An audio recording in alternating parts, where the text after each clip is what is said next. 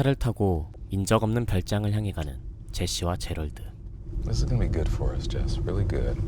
이들이 이곳에 온 이유는 부부관계를 개선하기 위해서였죠. You stalked us. 빵빵하게 채워진 먹을거리를 본 심성착한 제시는 You hungry? 떠돌이 개에게 24만원짜리 고급 소고기를 나눠주는데 What are you doing? Just trying to feed that dog. 그땐 몰랐죠. 이때 생긴 작은 불안 요소가 어떤 일을 불러올지. 이후 제시는 슬립으로 갈아입은 뒤 섹시한 포즈를 취하며 준비를 마치고 제럴드도 단단히 준비한 다음 본격적인 제럴드의 게임이 시작됩니다. Are you ready? I'm ready. 침대 기둥 양편에 마주 묶이는 수갑과 끈적하게 얽히기 시작하는 욕망. 행복한 시간을 보내려는데 갑자기 심장을 움켜잡더니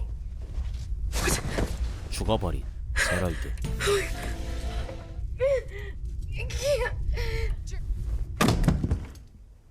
Gerald, say something, please. 당황한 제시의 다급한 비명에 누군가 들어오는데 아까의 떠돌이 개였죠. 제럴드의 살점을 씹고 뜯고 맛보고 즐기는 개를 쫓아낸 그때 부활한 제럴드가 아니라 정신줄 놓아버린 제시가 만들어낸 환영이었죠. Well, I'm pretty sure you just lost your mind. 그새 팩폭러가 된 제럴드의 묵직한 팩트 폭행. What you always do when it gets too much, you rant. Calling my name again and again and like critical time. 하지만 진짜 목적은 현실을 자각시켜 생존에 도움을 주려는 것이었습니다. And if you don't get out of the cuffs, it will go all the way to zero. 절박해진 제시는 이 상황에서 벗어나기 위해 수갑을 빼려 안간힘을 쓰는데 이게 무슨? 심지어 침대 기둥을 부러뜨리기까지? 제시가 탈출에 성공하면서 영화는 끝이. 물론 이 모든 것도 제시의 환상이었죠. Oh, baby, you're really losing it now. 이렇게 나타난 또 다른 제시는 I can't get out. 탈출을 포기하려는 진짜 제시에게 따끔하게 충고합니다. The goddamn bed. If you don't wake up, you're gonna die in those handcuffs. 덕분에 차분해진 제시는 탁상에 놓인 핸드폰을 집으려 하지만 어림없는 거리. If you can't get off the bed, you gotta live long enough for someone to find you on it. 우선 버티기로 생존 방향을 잡습니다. 제럴드가 물을 선반 위에 올려놓은 것을 기억해낸 제시는 선반을 한쪽으로 기울여 잡아내는 데 성공합니다.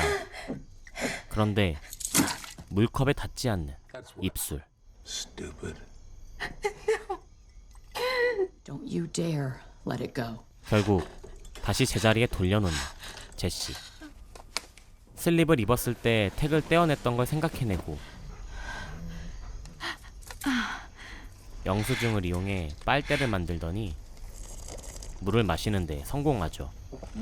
이렇게 첫 번째 난관을 극복해낸 제시는 긴장이 풀리며 딥슬립에 빠지게 됩니다. 그날 밤 뭔가를 보고 도망가는 들개. 제시는 누군가 쳐다보는 느낌에 잠에서 깨게 되고 주위를 둘러보는데 방구석에 보이는 거대한 그림자. Hello? 또 환영이라 생각하고 눈을 감았다 떠보지만 더 가까워진 괴물. 이 괴상하게 생긴 괴물은 자신이 가지고 있던 상자 안에 보석과 해골들을 보여줍니다. 제시는 이 괴물도 자신의 두려움이 만들어낸 허상이라고 생각하고 다시 눈을 감아버리죠. Real. And why did the dog leave? 날카로운 제럴드의 지적에 살며시 눈을 떠보니 어느새 사라져 있었죠. Maybe he just moved. 제럴드는 겁먹은 제시를 놀리기 시작하는데 Can do about it, mouse. 마우스란 말을 듣자 치를 떨던 제시는 어린 시절을 회상하게 되죠. 26년 만에 개기일식을 볼 수 있었던 어느 날 Go on out to the boat now. Do you want me to make some sandwiches for the boat? I don't think I want to go out on the boat today. People have drowned out there, you know. 물을 무서워했던 제시는 보트에 타는 걸 거부했고 아빠와 단둘이 해변에 남게 됐는데 It's starting. Wow. What? Just remembering something. When you were a little girl, you used to sit on my lap. 둘만의 추억을 이야기하며 개기일식을 관찰하던 와중 이어지는 아버지의 이상한 부탁. Well, how about it? For old time's sake. Hell, I know you're a grown woman. now. 제시는 내키지 않았지만 I'm not too big. 반강제로 아버지의 무릎에 앉은 채 개기일식을 보게 됩니다. Love you. I love you too, Daddy. 그런데 등 뒤에서 느껴지는 아빠의 소름 끼치는 위로 행위. Daddy? 끔찍한 이날의 기억은 강렬했던 일식의 기억만큼이나 어린 제시에게 평생 상처로 남았죠. 다음날 악몽에서 깨어난 제시. 어렸을 때 받은 상처 때문에 꼬였을지도 모르는 그녀의 결혼 생활. Telling each other the difficult things. No wonder it didn't work. 여전히 개기일식 때의 기억에 갇혀 자신을 탓하며 또다시 도망치려 들었죠. He didn't rape me. He didn't even touch me. And if you want to blame someone, my mother or the boat, send us. It was too short. What you 하지만 did to me. 그 후의 일은 더 끔찍했습니다. It's not like I touched you, Jesse. But still, maybe we should tell Mom. 제시의 불안한 마음을 간파한 아버지가 이 끔찍한 트라우마를 철저하게 입단속을 시킨 것이었죠. Maybe we shouldn't tell her. For both of us, if this were all out in the open now. Please just don't tell her. I won't tell anybody. Ever. 이날의 기억과 강제된 약속은 제시를 평생 동안 억압하는 굴레가 되었고 아빠는 I did a shameful thing. 형식적인 사과와 함께 마치 없던 일처럼 정리해버립니다. Nothing happened. Nothing ever happened. 하지만 제시의 속마음은 어땠을까요? 그날 저녁 Yeah, did you have a nice time with your dad, Jess? 아빠의 뻔뻔한 모습에 큰 충격을 받은 제시. I'm sorry. It was an accident. Come on, let's get this cleaned up.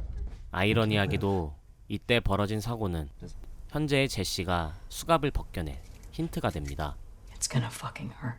But the thing about blood clots, it's as slick as oil. 환영들의 만류에도 제시는 I'll die of seizures, dehydration, or dog. 처음으로 혼자 헤쳐나가기로 마음을 먹습니다. 물컵을 집어 산산조각 낸 다음 자신의 손목을 직접 찢기 시작하는 제시.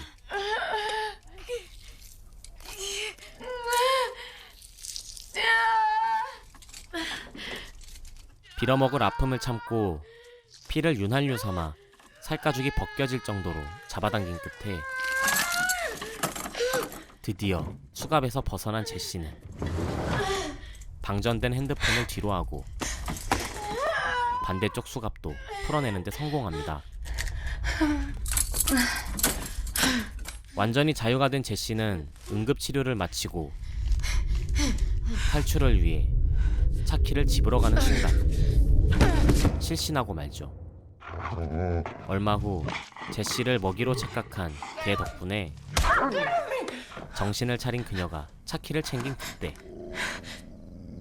갑작스런 인기척이 들리기 시작하고 그녀를 맞이한 건 지난밤 보았던 괴물이었죠.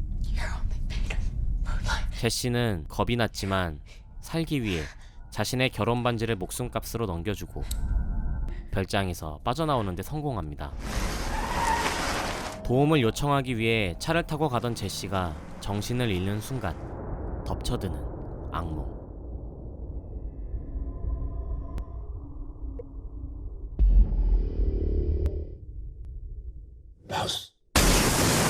추돌 사고로 큰 부상을 입은 제시는 이웃 주민들의 도움으로 살아남는 데 성공합니다.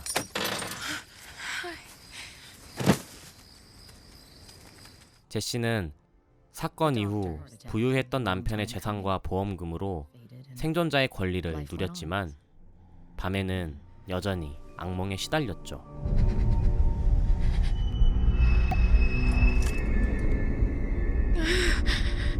하지만 트라우마에만 머물러 있던 과거와 다르게 자신과 비슷한 상처를 가진 아이들을 도왔습니다.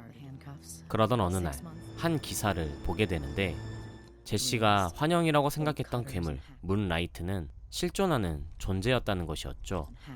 남자만 대상으로 삼아 묘지 속 시신을 훼손하며 전리품을 수집하고 심지어 살인까지 저지른 지하 묘지도둑 주베르. Jobert suffers from acromegaly, progressive enlargement of the hands, feet, and face. 제시는 자신에게 또 다른 트라우마를 안겨준 존재를 직접 확인하기 위해 그의 공판에 찾아가게 됩니다. 8 counts first degree murder, 4 counts assault and battery. Hey! You're not real. You're only made of moonlight. 드디어 악몽의 실체를 마주한 제시의 첫 마디. You're so much smaller than I remember. 이제 모든 트라우마를 극복해낸 제시는 밝은 태양 아래를 자유롭게 거닐며 영화는 끝이 납니다. 영화 제럴드의 게임은 영화 리뷰계의 두 거인 지무비님과 김시선님의 소개 영상을 보고 보게 된 영화였는데 정말 인상 깊게 본 영화였습니다. 살짝 이해가 어려운 분들을 위해 설명을 덧붙이자면 이 영화는 제시의 성장 영화로 개기일식은 어렸을 적 트라우마에 갇혀있는 자신을 뜻하며 수갑은 현재에 머물러 있는 자신의 나약함을 뜻합니다. 하지만 일련의 사건을 겪으며 끔찍한 고통을 이겨내고 수갑을 벗어던지며 성장하죠. 그리고 새로운 트라우마를 안겨준 문라이트맨과 만나게 됩니다. 그리고 You're so much smaller than I 란 말을 하며 자신이 극복할 수 없었을 것 같았던 모든 것들이 사실은 별거 아니란 것을 깨닫게 된다는 내용의 영화입니다. 요즘 스티븐 킹 원작 소설의 영화를 많이 보게 되었는데 정말 매력적인 소재와 전개를 가진 영화가 많다는 생각을 다시 한번 하게 되었습니다. 오늘의 영화 소개는 여기까지였고요. 이상 어바웃 타임이었습니다.